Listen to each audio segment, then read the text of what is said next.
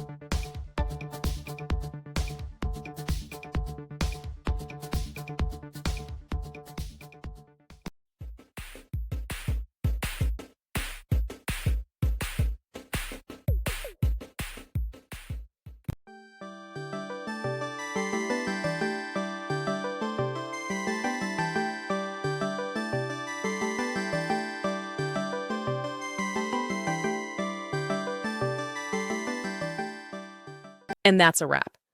I hope you found the answer you were looking for. If you did, take a second to hit that subscribe button, it really helps out. And let me know in the comments which solution worked best for you. See you next time in the debug zone.